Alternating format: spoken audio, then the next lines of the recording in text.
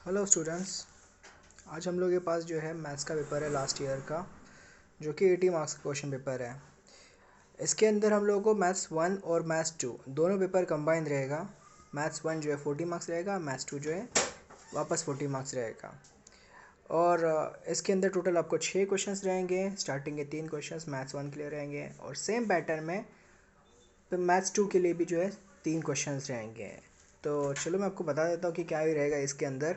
तीन तीन क्वेश्चंस कैसे कैसे रहेंगे। तो ईच में क्या रहेगा, पहला क्वेश्चन आपका कॉमन रहेगा। पहला क्वेश्चन जो है फिल इन द ब्लैंक्स रहेंगे, जिसके अंदर आपको टोटल 6 क्वेश्चंस रहेंगे। हर एक क्वेश्चन को 2 मार्क का वेटेज रहेगा। टोटल 12 मार्क्स होगा इसका। अभी जैसे इसके अंदर ये पहला क्वेश्चन जो है, if A is a 2 3 a 6 is a singular matrix then a is what. तो हम लोग को पता है सिंगुलर मैट्रिक्स क्या होता है। Singular matrix is a matrix whose determinant is zero compulsory. तो अगर ये हम लोग गिवन मैट्रिक्स सिंगुलर है तो इसका डिटरमिनेंट जीरो होगा। और अगर इसको हम लोग कैलकुलेट करते हैं तो हम लोगों को a की वैल्यू जो है 4 आएगी। अदरवाइज़ अगर हम लोग कुछ दूसरा रखते हैं तो हम लोग का डिटरमिनेंट जो है ज़ीरो नहीं होगा। इसलिए इसका आंसर 4 है। सेकेंड में जो है इंटीग्रेशन ऑफ 1/√x², 1/√x² -9। अब ये जो है ये भी सिंपल क्वेश्चन है। ये एक इंटीग्रेशन का अलग टाइप है जिसके अंदर क्वाड्रेटिक इक्वेशन होता है। इसका ओरिजिनल फॉर्म है 1/√x² -a²। तो ये a² की जगह पे यहाँ पे उन्होंने 9 दिया है। तो इसका आंसर आता है आपका ऑप्शन बी जो रहेगा वो आएगा log of mod x plus √x² -9 plus C. उसके थर्ड क्वेश्चन है the slope of the tangent to the curve y = 3x² - x + 1 at 1 3 is what. तो इसका आ जाएगा आंसर आपका 5।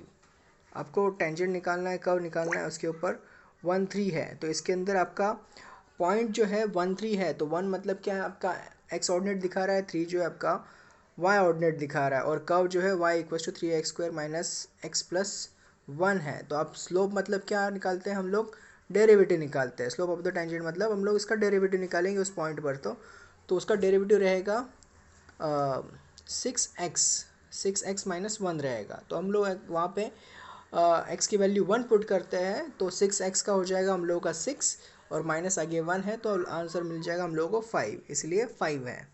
उसके बाद next the order and degree of the differential equation. Bracket का power है 2/3 और ब्रैकेट के अंदर है 1 प्लस फर्स्ट ऑर्डर डेरिवेटिव है और उसका थर्ड पावर है, और राइट हैंड साइड में वही है 8 into third order degree, third order derivative और रिस्पेक्टिव। तो इसका ऑर्डर और डिग्री क्या रहेगा, तो देखो इसका ऑर्डर और डिग्री जो है 3 और 3 रहेगा। ऑर्डर भी 3 रहेगा और डिग्री भी 3 रहेगा। ऑर्डर मतलब क्या होता है, जो आपका हाईएस्ट डिग्री रहता है जो कि यहाँ पे 3 है, मतलब इसका थर्ड डेरिवेटिव तक हम लोग को दिया गया है। तो उसका मैक्सिमम पावर अभी यहाँ पे लेफ्ट साइड में आपका 2/3 है पावर के अंदर, तो वो हम लोग को फ्रैक्शन में नहीं चाहिए रहता है। तो हम लोग क्या करेंगे उसको हम लोग 3 से मल्टीप्लाई कर देंगे ऊपर। तो इसलिए वो उस तरह से आपका 3/3 आ जाएगा। उसके बाद नेक्स्ट यहाँ पर जो है the area of the reason bounded by the curve y = x², और एक लाइन है x = 0 और एक लाइन है x = 3 एंड x एक्सिस मतलब जो है आपका पूरा का पूरा x एक्सिस आएगा। x0 मतलब x0 पर रहेगा वो, और एक x3 रहेगा। तो आपका रेंज जो है x से लेके x0 से लेके x3 तक है, ज़्यादा नहीं है। और आपका कर्व जो है ये पैराबोला है। तो इसका आंसर आएगा 9 यूनिट्स आएगा, 9² यूनिट्स आएगा। नेक्स्ट क्वेश्चन है आपका integration of x⁻⁷ divide by x⁻⁴ plus 10, और इस इंटीग्रेशन का लिमिट है -5 टू +5। इसका आंसर कंपलसरी आपका 0 आएगा। इसको हम लोग को कैलकुलेट करना पड़ेगा, ज़्यादा डिफ़िकल्ट नहीं है। अभी यहाँ पर नोट पैड अवेलेबल नहीं होने की वजह से मैं आपको सॉल्व करके नहीं दे पा रहा हूँ, लेकिन ये सिंपल क्वेश्चन है, ठीक है। नेक्स्ट आपका इसके बाद आपका जो बी पार्ट है, बी पार्ट में 3 क्वेश्चन रहेंगे। हर एक क्वेश्चन का वेटेज रहेगा 1 marks.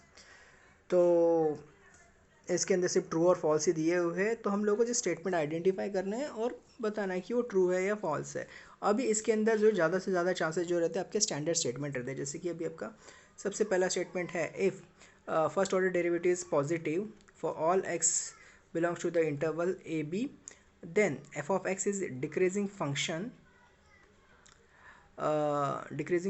In the interval a b. अभी इसका जो आंसर है, इसका आंसर फॉल्स रहेगा, ठीक है, क्योंकि अगर वो इसका आंसर फॉल्स रहेगा। नेक्स्ट जो है आपका न्यूमेरिकल है तो आपको इसको ध्यान से देखना पड़ेगा और सॉल्व करना पड़ेगा। ज़्यादा बड़ा आंसर नहीं है, छोटा सा ही आंसर है। तो वैसा एक क्वेश्चन है, और एक क्वेश्चन दिया है the integrating factor of the differential equation. अभी ये इंटीग्रेटिंग फैक्टर है, तो ये आपका जो है डीई का क्वेश्चन है। इसके अंदर हम लोगों को इंटीग्रेटिंग फैक्टर आइडेंटिफाई करना है। उसके बाद नेक्स्ट क्वेश्चन जो है फिल इन द ब्लैंक्स के अंदर जो है आपको पहला जो है लॉजिक में का क्वेश्चन है।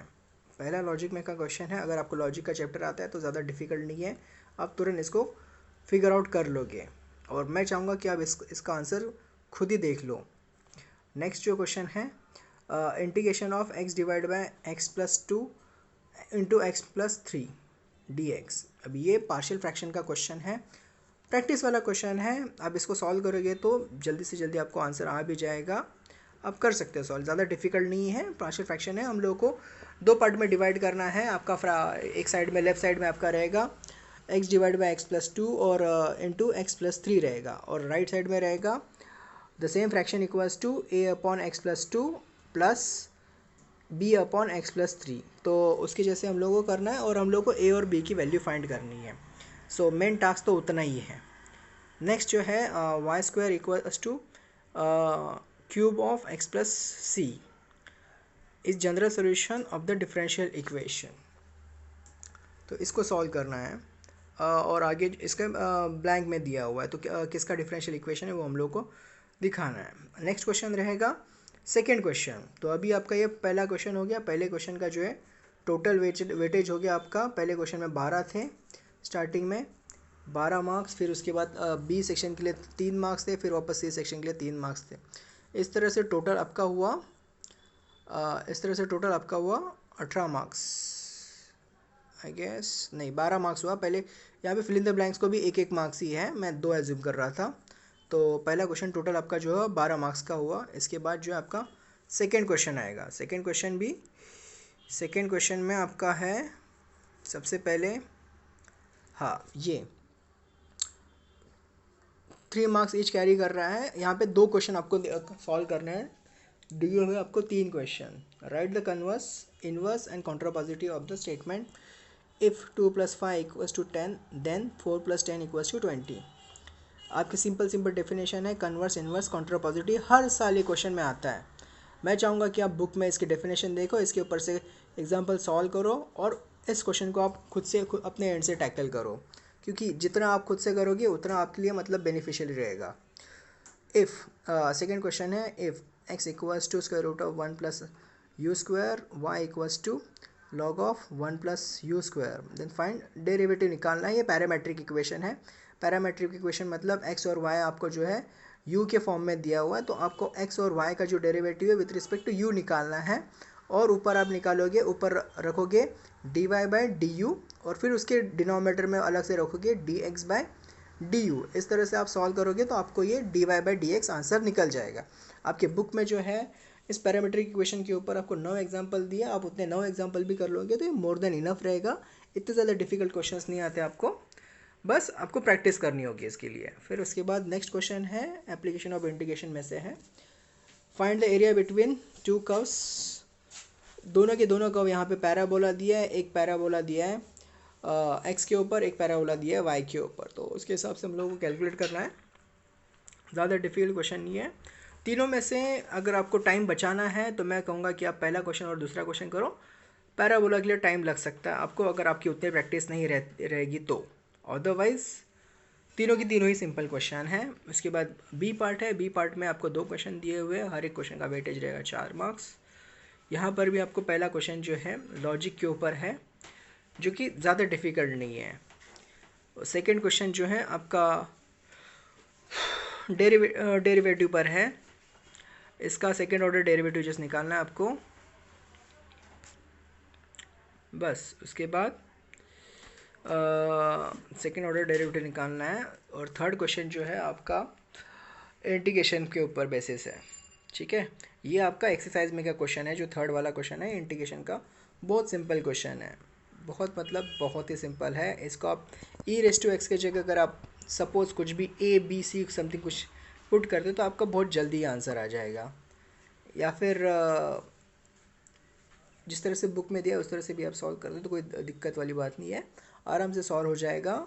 ज़्यादा डिफ़िकल्ट क्वेश्चन नहीं, ये 4-4 8 मार्क जो है बहुत हाथ में के हैं। डिफ़िकल्ट क्वेश्चन के नाम पर उन्होंने इजी मार्क्स दिए हुए हैं। फिर उसके बाद क्वेश्चन नंबर 3 है। क्वेश्चन नंबर 3 में जो है वापस A और B पार्ट में ही रहेगा। पहला वाला क्वेश्चन जो है 6 मार्क्स का है और दूसरा और उसके बाद B सेक्शन भी जो है वो 4 मार्क का रहेगा। जो पहला वाला सेक्शन है उसके अंदर हम लोगों को 3 में से 2 सॉल्व करने हैं। अब यहाँ पर आपको मैट्रिसेस दिए हुए हैं और मैट्रिसेस में राइट हैंड साइड में जो सॉल्यूशन वाला मैट्रिक्स जो दिया है उसके अंदर x+1 है, y-1 है और 3z है। तो इसमें से हम लोगों को x, y, z की वैल्यू निकालनी है। मैट्रिसेस का इससे सिंपल क्वेश्चन तो कोई रहेगा नहीं, ठीक है। तो मैं चाहूँगा कि आप इसके ऊपर थोड़ा ध्यान दीजिए और सॉल्व कीजिए। ज़्यादा कुछ नहीं है, 5 इंटू समथिंग मैट्रिक्स है तो आप 5 अंदर लेके जाके पूरे मैट्रिक्स को मल्टीप्लाई करोगे और वही मैट्रिक्स आगे जाके सब्ट्रैक्ट हो रहा है किसी और मैट्रिक्स से। फिर बाद में जो रिजल्टेड मैट्रिक्स आ रहा है उसका आपको 2 1 वाले जो कॉलम मैट्रिक्स है उससे मल्टीप्लाई करना है और उसके बाद आपको एक सिंगल कॉलम मैट्रिक्स मिलेगा जो कि left hand side equal to right hand side रहेगा। तो आपको एंट्री इक्विवेलेंट करके जो है आपको x, y, z की वैल्यू मिल जाएगी। बहुत सिंपल क्वेश्चन है, एकदम हाथ के मार्क है ये तीनों के 3 के 3। उसके बाद सेकंड क्वेश्चन है divide 20 into 2 parts so that their product is maximum. Simple question है, 20 को सिर्फ 2 पार्ट में डिवाइड करना है और their product will be maximum. ये भी आपके टेक्स्ट बुक में का ही क्वेश्चन है, बहुत सिंपल क्वेश्चन है, ज़्यादा डिफ़िकल्ट बिल्कुल नहीं है। 20 को 2 पार्ट्स में डिवाइड करना है, एक वो इक्वेशन हो गया 2 पार्ट्स में डिवाइड करती है और फिर बाद में उसी का प्रोडक्ट आपको मिलेगा मैक्सिमम। तो आपको ये जो है एप्लीकेशन ऑफ डेरिवेटिव में का क्वेश्चन है, सिंपल क्वेश्चन है। Next, solve the following differential equation. तो डिफरेंशियल इक्वेशन एक इंपॉर्टेंट चैप्टर है, उसमें से उसका अगर आपके ऊपर आपका कमांड है तो आप उसको सॉल्व कर सकते हो। अदरवाइज क्वेश्चन 1 और 2 जो है बहुत सिंपल क्वेश्चन है। अगर 3 भी आप क्विक कर सकते हो, लेकिन अगर आपके 3 के ऊपर प्रैक्टिस नहीं है तो मैं चाहूँगा कि आप सिर्फ 1 और 2 पर फोकस करें। उसके बाद क्वेश्चन नंबर बी में आपको 2 क्वेश्चन दिए, 2 क्वेश्चन में से आपको एक ही सॉल्व करना है। अब ये जो दिया है आपको find the inverse of the matrix A by using adjoint method. और आपका मैट्रिक्स ए दिया है, ए इक्वल्स टू -3 -1 0 0 1 -15 6 -6। अब ये मैट्रिक्स है, आपको एडजॉइंट से इसका इन्वर्स फाइंड करना है। तो आपको एडजॉइंट मेथड से आपको इन्वर्स फाइंड करने आना चाहिए। तो एडजॉइंट मेथड क्या रहता है इन्वर्स फाइंड करने का? तो आपको जो रहता है, जो गिवन मैट्रिक्स दिया है उसका पहले आपको माइनर पता रहना चाहिए, माइनर पर से आपको फैक्टर पता रहेगा, कोफैक्टर पर से आपको एडजॉइंट मैट्रिक्स मिलेगा, ठीक है। ये मैंने आपको 3 चीज़ें बोली। तो आपका माइनर आपको पता है कि माइनर हर एक पोजीशन का माइनर निकलता है। जैसे कि अभी -3 जो है, -3 फर्स्ट रो फर्स्ट कॉलम वाली पोजीशन पे है तो उसका माइनर रहेगा डिटरमिनेंट ऑफ मैट्रिक्स 0 1 6 -6। -1 जो है उसका आपको माइनर मिलेगा 0 1 -15 -6। 1 जो है उसका डिटरमिनेंट रहेगा 0 0 15 6, इसका डिटरमिनेंट रहेगा। तो इस तरह से 9 के 9 आपको माइनर पता रहने चाहिए और हर एक माइनर का एक करस्पॉन्डिंग कोफैक्टर रहता है। और कोफैक्टर का फॉर्मूला कुछ ऐसा है, इफ़ यू विन अगर हम लोगों को कोफैक्टर ऑफ आई चाहिए तो उसका हम लोग उसकी वैल्यू हम लोग इस तरह से निकालते हैं, -1 का power i + j into MIJ, ठीक है। MIJ मतलब उस रिस्पेक्टिव माइनर। तो ये आपका हो गया कोफैक्टर का फॉर्मूला। तो इस तरह से आपको 9 माइनर के ऊपर से 9 अलग अलग कोफैक्टर्स मिलेंगे। अभी यहाँ पे 3x3 मैट्रिक्स है तो ऑब्वियसली आपको 5 जो है 5 जो कोफैक्टर मिलेंगे उसका साइन आपका चेंज नहीं होना है, वो आपको जैसे कि वैसे ही लिखने हैं। और उसके बाद जो 4 है, 4 मतलब कौन सा? फर्स्ट रो सेकंड कॉलम वाला position, second row first column वाला position, second row third column वाला पोजीशन और थर्ड रो सेकेंड कॉलम वाला पोजीशन। ये पोजीशन पे जो है आपका जो भी वैल्यू आएगा माइनर का उसका जस्ट साइन चेंज हो जाएगा। तो इस तरह से आपका कोफैक्टर मैट्रिक्स निकलता है। और एडजॉइंट मैट्रिक्स मतलब क्या होता है, it is the transpose of a cofactor matrix. तो वो भी मिल गया। और फाइनल में जो है आपको फॉर्मूला रहता है इन्वर्स का by the with the help of adjoint matrix. तो उसका फॉर्मूला रहता है adjoint of A divide by determinant of A. ठीक है, तो इस तरह से आप कैलकुलेट करोगे तो आपका आंसर निकल जाएगा। इसके ऊपर सिर्फ आपको मैट्रिसेस के ऊपर सिर्फ प्रैक्टिस की ज़रूरत है, ज़्यादा डिफिकल्ट नहीं होते मैट्रिसेस के क्वेश्चंस। बस आपकी प्रैक्टिस अच्छी रहेगी तो आपके हाथ में केवल 4 मार्क्स हैं, ज़्यादा नहीं लगता। अगर आपको फटाफट करना है तो आपके कम से कम 4 से 5 में भी आप मतलब इसका सोल्यूशन निकाल सकते हो। अगर आपको ज़रा डिफिकल्ट पार्ट लगता है तो ज़्यादा से ज़्यादा आपका 8 स्टेप के अंदर आपका आंसर निकल जाता है। मतलब स्टार्टिंग में 9 माइनर निकालोगे थोड़ा, फिर बाद में नेक्स्ट टॉपिक निकल रहा है, माइनर के बाद आपको 9 को फैक्टर्स निकालने हैं।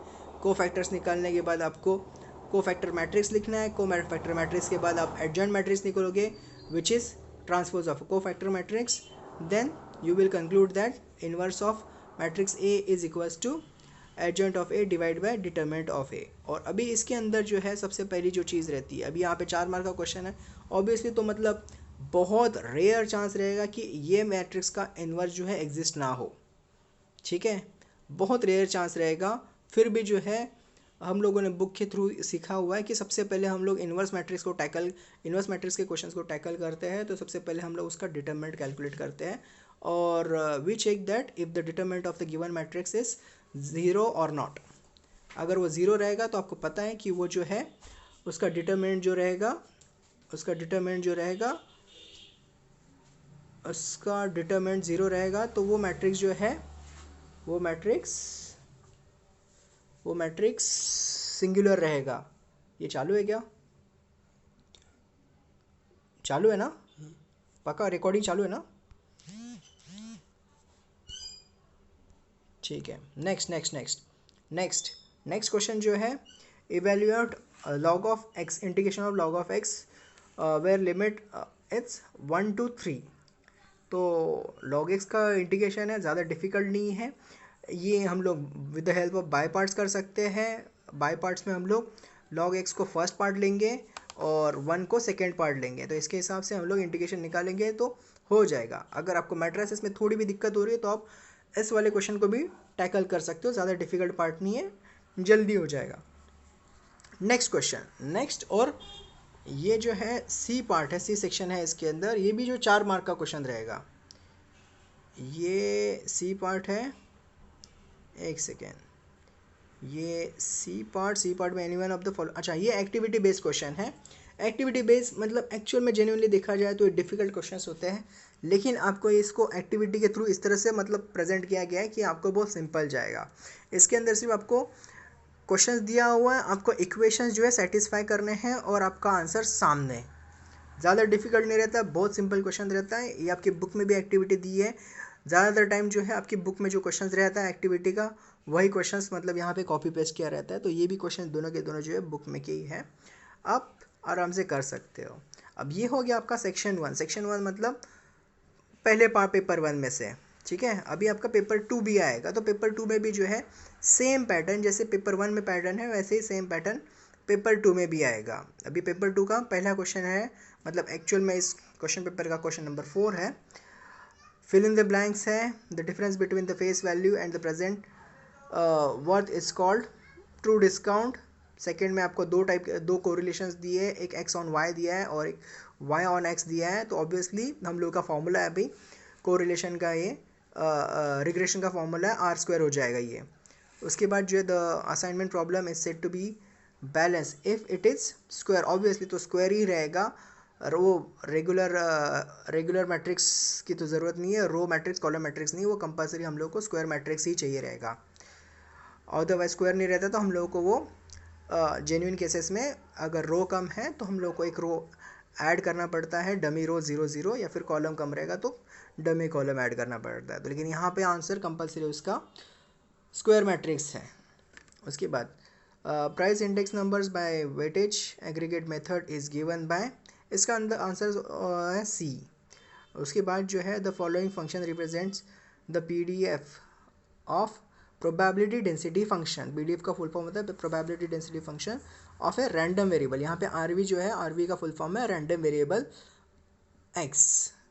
तो ये प्रोबेबिलिटी का क्वेश्चन है। तो ये नॉर्मली जो है हम लोग अगर हम आप चैप्टर पढ़े होंगे तो इसको आप टैकल करने के लिए ज़्यादा डिफ़िकल्ट नहीं है। अगर आपने इसको नहीं पढ़ा है तो अगर आपके पास टाइम रहेगा तो प्लीज़ इसको पढ़ो। ज़्यादा डिफ़िकल्ट क्वेश्चंस नहीं रहते, ये दो लाइन में या फिर अंडरस्टैंडिंग वाले क्वेश्चंस रहते हैं। तो इसका आंसर यहाँ पर है 1/2। और लास्ट में जो है, लास्ट वाली फिल इन द ब्लैंक्स है if x follows binomial distribution with P n 20 and P जो है 1/10 है, probability 1/10 and then expectation of x। तो इसका आंसर है आपका 2। ये भी ज़्यादा डिफ़िकल्ट नहीं है, इसका भी ज़्यादा डिफ़िकल्ट नहीं है। ये आपका बाइनोमियल डिस्ट्रीब्यूशन में जो है एक्सपेक्टेशन होता है NP। तो यहाँ पे n दिया है 20 और P दिया है 1/10। तो आप NP करोगे तो 20 into 1/10 which is 2 clearly. Next, state whether the following statements are true. ये सेम रहेगा जैसे पेपर 1 में हम लोगों ने देखा, same to same paper pattern यहाँ पे सेक्शन 2 के लिए भी वैसे ही है। तो मैं उम्मीद करता हूँ कि आप ये जो क्वेश्चन पेपर जो है पूरा का पूरा सॉल्व करोगे और अच्छी तरह से पेपर सॉल्व करोगे अपने बोर्ड एग्ज़ाम का। Thank you.